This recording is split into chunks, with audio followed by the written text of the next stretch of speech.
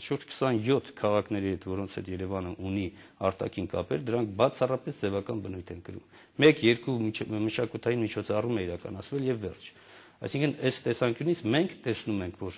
պետք է ակտիվացնել այս կապերը, ուժեղացնել եւ տնտեսական, սոցիալական, մշակութային ու բազմաբնույթ ծրագրեր իրականացնել։ Իհարկե, առաջին հերթին առաջնորդվելով հայկական ջավախքի քաղաքներով, Արցախով եւ հայաշատ այլ բնակավայրերով, որտեղ որ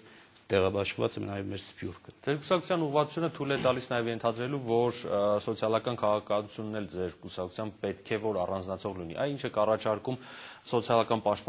Երևանցուն սոցիալական պաշտպանվածության առումով եւ առողջապահության ոլորտում։ Շատ լավ հարց է, որովհետեւ իսկապես այսօր ամենախոցելի մեր խավերը սոցիալական պաշտպանության ոլորտում գտնվող ուղղակի պատասխանատու պետք է ճանաչեն քաղաքապետարանին։ Ինչու՞, որովհետև սոցիալական ծառայությունները, որոնք ճանաչում են անձին անապահով, դրանք գտնվում են այսօր թաղային համայնքների իրավասության տակ, իսկ օրենքի ընդունումից հետո քաղաքապետարանի իրավասության տակ։ Եվ այստեղ ուղղակիորեն հենց կախված է քաղաքապետարանի ակտիվ ու ճիշտ աշխատանքից։ Եթե քաղաքապետը եւ ավականին ու վարչական շրջանի ղեկավարները չկարողացան առաջնորդվել մարդու իրավունքների պաշտպանությամբ, ճշմարտացի չեղան, արդարամիտ չեղան, նրանք անընդհատ սխալ որոշումներ են կայացնում, ինչպես որ այսօր շատ հաճախ մենք հանդիպում ենք։ Մենք տեսեք, շատ հաճախ մեղադրում ենք կենտրոնական իշխանություններին այդ մասը, օրինակ սոցիալական հարցերի նախարարությանը, հա, բայց ոչ թե սոցիալական հարցերի նախարարությունը ինքն է անմիջականորեն շփվում քաղաքացու հետ, այլ քաղաքապետարանն է շփվում։ Այսինքն իրականում պրակտիկ առումով հենց քաղաքապետարանից է կախված լինում, թե որքանով դու պետք է կարողանաս պաշտպանել անձին սոցիալական անապահով վիճակում գտնվող անձանց վեր հանելով այստեղից։ Եվ հետեւաբար այդ տեսանկյունից մենք ոչ միայն սոցիալական ծառայությունների որակի բարձրացումն ենք մեր համար գերխնդիր համարում, այլ նաև լրացուցիչ միջոցների հատկացում սոցիալապես անապահով ընտանիքներին, միայնակ տարեցներին, ծերերին, մանուկներին, պաշտպանության բնագավառում, եթե ասենց դիտարկեմ օրինակ սերունդների տարբերակմամբ, մի քանի կարևոր թիրախ հայտարարեմ, որ ավելի ճիշտ լինի։ Մանկապարտեզներում այսօր Երևանի տարբեր համայնքներում երեխաները միևնույն գումարը չեն ստանում իրենց սննդի, կեցության եւ այլնի համար։ Ստացվում է անհավասար պատկեր, այսինքն երեխան, որը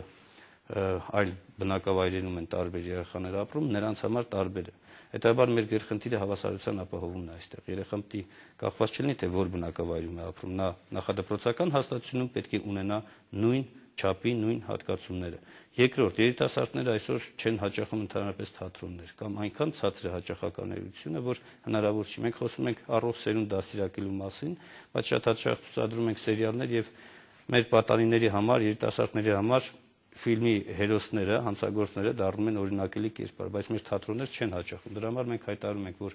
մինչև 18 տարեկան երիտասարդներին եւ տարեցների համար քաղաքապետարանը պատասխանատվություն է վերցնում, որ նրանց համար վճարումները թատրոններում մասնակցությունը դարձնելու է անվճար։ Այսինքն նրանք որ կարողանան շփվել մեր մշակութային արժեքների հետ եւ ճիշտ դաստիարակություն ստանան։ Միայնակ տարեցների եւ ընդհանրապես միայնակ մայրերի համար, այս կատեգորիան էլ կա։ Նրանց համար մենք առաջարկում ենք, որպեսզի լրացուցիչ հատկացումներ կատարվեն ի հավելումն պետական բյուջեից տրվողների։ Դպրոցահասակ երեխաների համար լրացուցիչ միջոցառումների կազմակերպում եւ նաեւ առանձին դեպքերում ճամբարների վերականգնում, այն գեղեցիկ ավանդույթները, որ ժամանակին կային։ Եվ այսպես շարունակ, այսինքն եթե խմբավորենք մենք այս տեսանկյունից, միանշանակ հսկայական ծրագրեր կան այս ուղղությամբ։ Առողջապահության ոլորտով քանի որ քաղաքապետարանը ինքը ունի բավական շատ առողջապահական հաստատություններ, այստեղ մեր հիմնական գերխնդիրը նա է, որ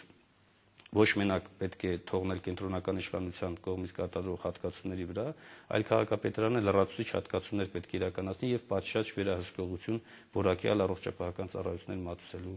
գործում։ Այնպես չլինի, որ մարդը մտնում է հիվանդանոց, հայտարարված անվճար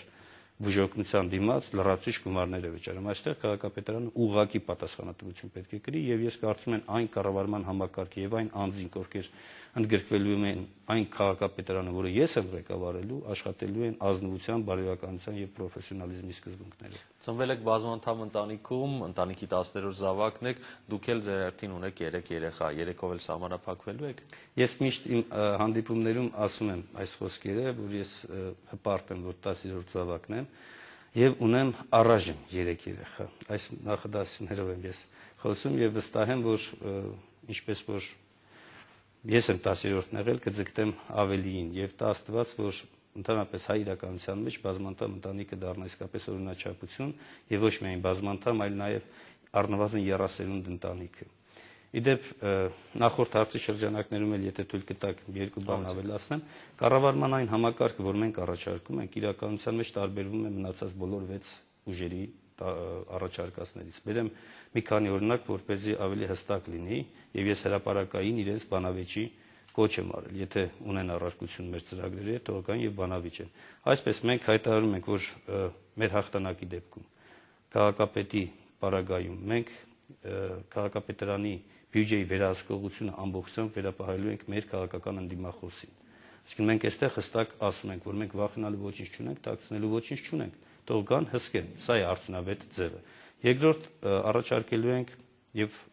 հաստատելու ենք օմբուդսմենի ենթաինստիտուտը։ Սրայությունը հետեւյալն է, որ այն լինելու է անկախ վարչական շրջանի ղեկավարությունից եւ քաղաքապետարանից ու հաշվետու է լինելու ավականին։ Հասարակական խորհուրդների ցանց ենք ձևավորելու, սա էլ է կարևոր ուղղություններից մեկը, եւ ի վերջո կադրային բանկ, որի հիմնական նպատակը հավաքագրել